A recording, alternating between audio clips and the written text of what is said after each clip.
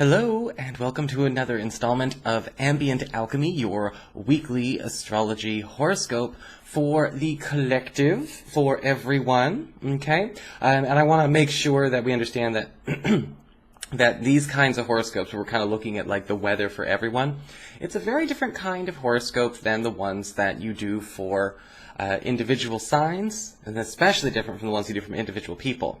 And I think a lot of astrologers, including me, can sometimes forget to remind people of that, because you're trying to study astrology or learn astrology by, horoscopes and learning to glean information and things like that.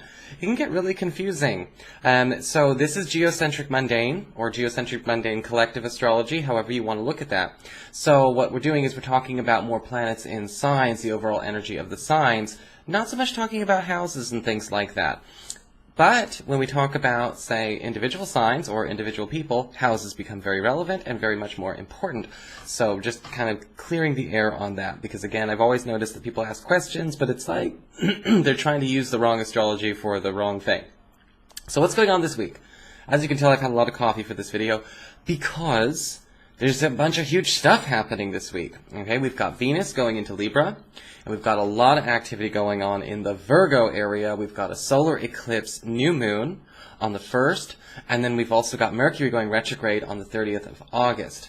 So almost right away, we are getting on, this huge push. This is definitely going to begin a very large game changer season for everybody. Okay, autumn in the northern hemisphere, spring in the southern hemisphere. It's gonna shift everything, and I want you all to even see the next video that I'm gonna put out immediately after this, Jupiter going into Libra and 12-year cycles, because we need to learn about cycles and see where we might see some repeats. But what's going on this week? Let's talk about the softer one first. Let's talk about Venus going home into Libra.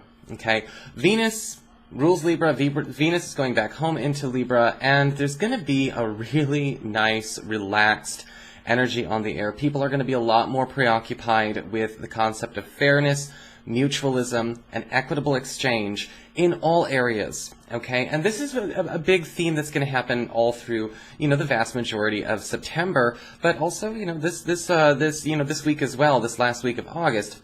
And what's happening, with this Venus move, is that we're also going to be seeing that Venus is going to get ready to have some interactions with Mars and with Saturn next week, where we're going to be starting to set up fairer ground rules, better ground rules. This is going to be a wonderful energy for relationships. This is also going to be a wonderful energy for finances, because when Venus goes into Libra, it kind of turns on more of that metallic sort of energy.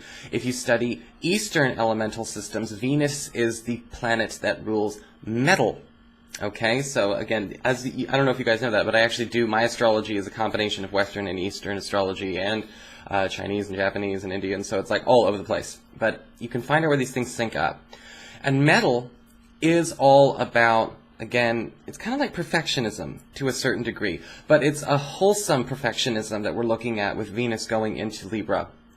This is going to make a lot more opportunities to do, I guess you could say, improve the quality of life in relationships, especially, whether they are romantic relationships. In fact, this is going to be a very amorous month for a lot of people, but this could also improve business relationships if we need to do any kind of haggling or renegotiating, especially during this Mercury retrograde.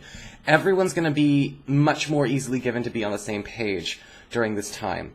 And so this week, especially after Mercury goes retrograde on Tuesday, the 30th, you're going to be noticing that if you have to rearrange some things, if you have to renegotiate terms, if you have to go and maybe take something off the table you didn't mean to put on the table, this is the time to do it. Because again, people are going to be all the more willing and all the more apt to meet you halfway. They may have already actually been on the same page. Mercury retrograde in Virgo in general, this time around, is actually going to be a very easy Mercury retrograde. Okay, I don't care if you've got 1,000,001 superstitions about Mercury retrograde. It's going to be connecting to a lot of helpful planets. It's going to hit this whole stellium. It's going to hit the Sun, the Moon, the Sun, the Moon, and Jupiter on its way back. as it retrogrades. And this is going to be a time of collecting. It's going to be a time of recollecting things that we may have kind of dropped, misplaced, misstepped. This could actually bring us old money, old health opportunities. We could be actually recovering a lot of things. During this Mercury retrograde, what I would definitely say could be a bit of a challenge, however, is that with Mercury retrograde in Virgo, it may be kind of like herding cats to get everyone to commit to certain times and certain places. Remember, Virgo's a very organized sign. Virgo doesn't do flighty, flaky, fly by the seat of your pants kind of stuff. So when you have Mercury retrograde in Virgo, it can be a bit of a challenge to kind of coordinate certain times, dates, people, and delegate. Delegating might be a bit of a challenge as well. So what you want to make sure is that you do more encouragement to volunteer during this time. That's always a good solution when you have Mercury retrograde in Virgo. Incentivize volunteer, okay, or the opportunity to volunteer, and probably spend a little bit less time trying to just outright delegate, whether it comes to your family, whether it comes to work life, whatever. Because people are going to be more apt to volunteer during this time with Venus in Libra, but they may not necessarily be able to commit to a set of rules or standards that has been sort of set for them. This eclipse, the big one, the big solar eclipse that's also happening at 10 degrees Virgo, is going to be forming a very strong pressure square to Saturn. Okay? And this is not necessarily a bad square, but when you have solar eclipses, we're talking about new beginnings, okay? Brand new beginnings that are meant to last, okay? Even if it's in a Mercury retrograde, it's still going to be meant to last. Now, when we talk about a solar eclipse, a lot of people just hear the word eclipse, they think everything's going to go terrible. No, this is not an ending. This is a beginning. And in Virgo, we're talking about a permanent solution or a semi-permanent solution or a long-term solution or long-term improvement to quality of life. Now, this could be a permanent solution to finances. This could be a permanent solution to maybe some educational or work barriers. This could be a permanent solution to a health problem. And we're going to be working that out. The square to Saturn is saying that there may be an obstacle that we have to sort of pressure our way through. Squares apply pressure, which means we have to kind of please this requirement at the same time as doing our own. So this could be a week where, yes, there is a brand new, very happy new beginning started, but at the same time, maybe there's another person we need to take into account. We have to make sure that it's a win-win for everybody involved. And that's okay. I mean, everyone does want to have a win-win. I mean, it's totally cool. But this solar eclipse, when we're talking about permanent improvement square to Saturn, it can also talk about where we might be looking for too many easy answers that we can't have.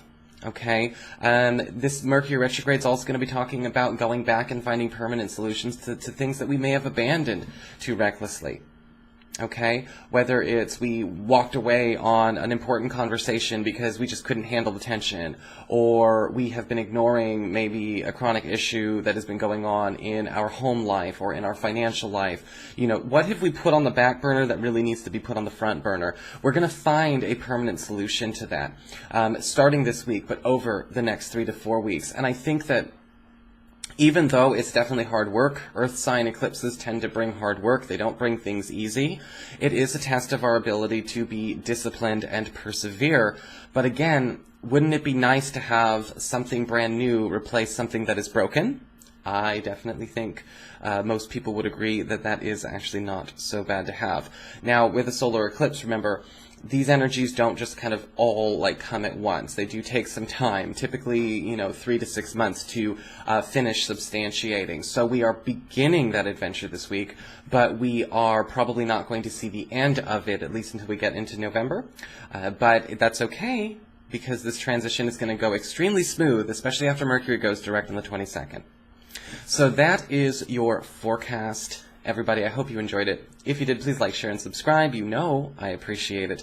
And don't forget, guys, this week I'm still doing the rest of my survey on my website, integrativemysticism.com, maybe changing up how I do the horoscopes. And I want to know what you think of my ideas. So why don't you, if you're going to go over there and order a consultation anyway, you might want to leave me some feedback. Cast your vote, because I am keeping track. I'll talk to you later.